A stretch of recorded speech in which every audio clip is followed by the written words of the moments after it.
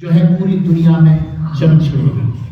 ابھی یہ ہو رہا ہے کہ ابھی جب پوری دنیا دھیرے دھیرے اس جنگ میں شامل ہو رہی ہے کہ رشیا کود رہا ہے، دوسری طرف کود رہے ہیں، یہ ہو رہا ہے۔ تو اس طریقے سے الائنس جو جارڈن میں جائے گا، اور جب خوب جنگ ہوگی پوری دنیا، یہاں تک کہ تو امام مہدی کے آنے سے پہلے سرکار دو عالم صلی اللہ علیہ وسلم نے ایک حدیث میں ارشاد فرمایا کہ لا یخرج المہدی حتی یقتل ثلث ویموت ثلث ویبقى ثلث۔ امام مہدی کے آنے سے پہلے 1/3 دنیا قتل ہو جائے گا، اور 1/3 دنیا قتل ہونے کے بعد اس کی بیماریوں کی وجہ سے لوگ مریں گے۔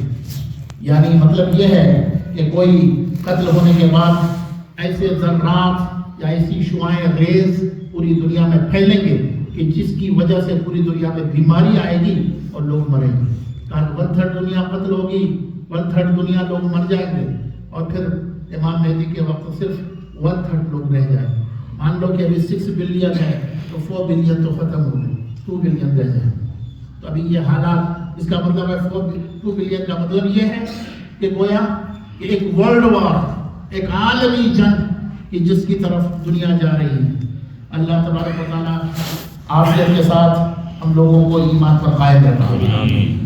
اللہ تبارک و تعالیٰ ایمانی پر قائم رکھے اور ایمانی پر اٹھائے۔ ایسے فتنوں کے دور میں ایمان پر چلنا ہی بڑا مشکل ہے، ایمان کو بچا لینا سب سے بڑا مشکل کام ہے، چونکہ یہ یہودی پوری دنیا کا نظام، پوری دنیا کی اکنامک کو یہ 12 یہودی فیملی کنٹرول کیے ہوئے، سمجھ گئے۔ اور جس طریقے سے کووڈ میں آپ نے دیکھا کہ پوری دنیا میں بیٹھے ہوئے ایک جگہ پر وہاں سے اور اعلان کیا کہ یہ شہر میں پابندی لگ جائے، مسجد نہیں جائے، مارکیٹ بند، سب بند۔ اس نے یہ کہا فلائٹ نہیں چلے، سب فلائٹ بند۔ تو یہ جیسا بولتے ہیں ویسے دنیا کو نچا رہے ہیں، سمجھ گئے نا۔ تو یہ تو ہو رہا ہے۔ تو اللہ تبارک و تعالیٰ نے فرمایا کہ یہ فسادی لوگ ہیں، تو کہا کہ سرکار کے زمانے میں بھی ان کے حالات خراب ہوئے، اور قرب قیامت حضرت عیسیٰ علیہ السلام اور امام مہدی کے زمانے میں یہ سب فنا کر دیے جائیں گے۔ انشاءاللہ اسلام کا ہی غلبہ رہے گا۔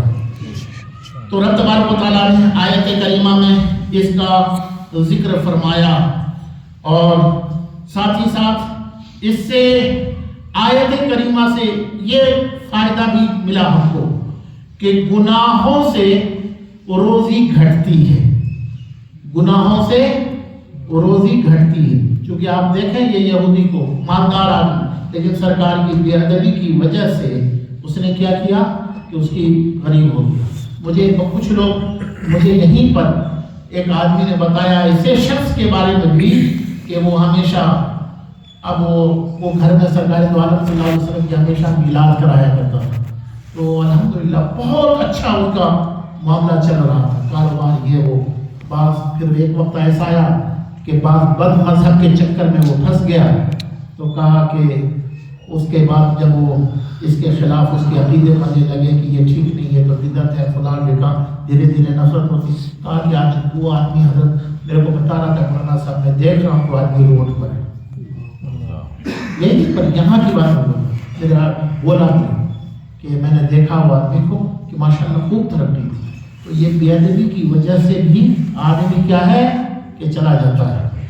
تو فرمایا نیکیوں کی برکت سے اللہ تعالیٰ روزی میں برکت دیتا ہے۔ اب یہ دیکھیں یہاں پر اس کا ذکر۔ دوسرا یہ بھی پتہ چلا کہ جس کے دل میں سرکار صلی اللہ علیہ وسلم کا ادب اور احترام نہ ہوگا، اس کے دل میں خدائے تعالیٰ قرآن مجید فرشتوں کا ادب کبھی نہیں آ سکتا۔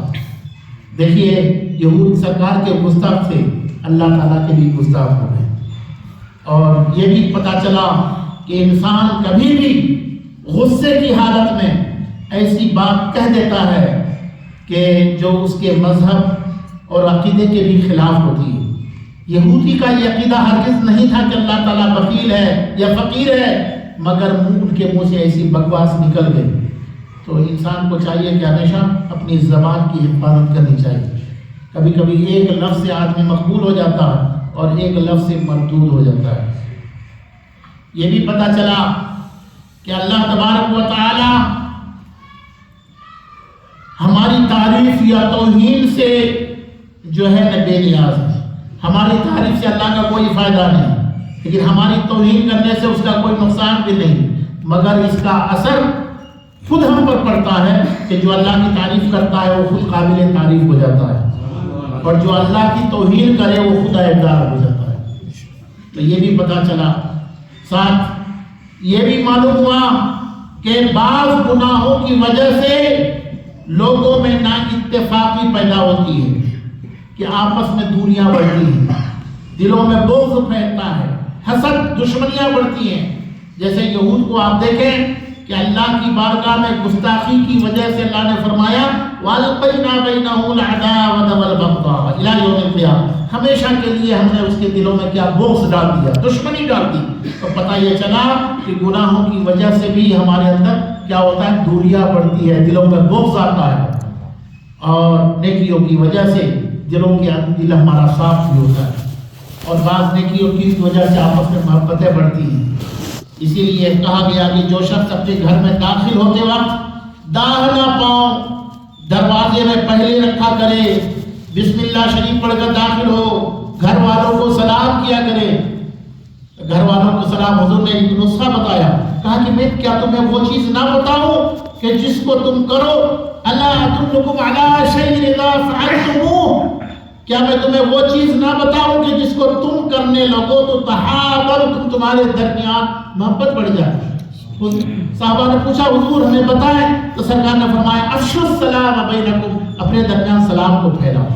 اب گھر میں جائے، بیوی سے محبت کرے، السلام علیکم، تو خوش ہو جائے، کیونکہ وہ تو سمجھتی ہے کہ ہم کو سلام کرنا چاہیے، لیکن میرا شوہر مجھ کو سلام کر، اس کے دل میں آٹومیٹکلی محبت، بچے کو سلام محبت بڑھتی. تو حضور نے فرمایا یہ سب نیکیاں ہیں. کہا کہ بعض نیکیاں، تو بزرگوں نے فرمایا کہ بسم اللہ شریف پڑھ کر داخل ہو، گھر والوں کو سلام کرے، اگر گھر خالی ہو تو السلام علیکہ ایھا النبی ورحمۃ اللہ وبرکاتہ کہہ لیا کرے. اور فجر کی سنتیں گھر پڑھ کر 70 بار یاد رکھیں، گھر پر ہی سنت پڑھ کر کے اگر 70 بار استغفار پڑھ لیا کرے تو انشاءاللہ تبارک و تعالی گھر میں اتفاق اور روزی میں برکت رہے. سبحان اللہ. لیکن ہماری آنکھیں تو کھلی نہیں رہی، گنتی کے لوگ حاضر ہوتے ہیں. اگر آپ کے پاس اگر کوئی سیکورٹی ریزن نہیں ہے، کوئی معاملہ نہیں ہے، تو آپ اللہ کے گھر کو آباد کریں، قریب میں کوشش کریں، جلدی سوئیں اور صبح فجر میں آئیں. اس سے بہت فائدے ہیں. جو روزی کا خاص وقت ہے پھیلنے کا، جو روزیوں میں برکت کا وہ وقت ہوتا ہے، ہم اس کو ضائع کر رہے ہیں. اللہ کے گھر میں آئیں، گھر میں سنتیں پڑھ لیں، آپ کو موقع ہے استغفار پڑھیں، یہاں پر جماعت میں شامل ہو تو انشاءاللہ تبارک و تعالیٰ آپ کو سکون ملے. ہاں اگر پرابلم ہو رہا ہے تو آپ آ سکتے ہیں کبھی کبھار، اگر سیکورٹی معاملہ ہے، ریزن ہے یا کوئی اور دوسری وجہ ہے تو پھر وہ اللہ آپ کے عذر کو دیکھ رہا ہے. لیکن ایسا کوئی عذر نہیں ہے تو آپ مسئلہ ہے، اس کی برکتیں ہیں.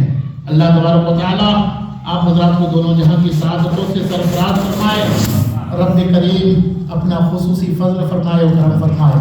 اب ہمارے حضرت خصوصی حضرت علامہ مولانا موسیٰ رضا صاحب نعرہ تکبیر.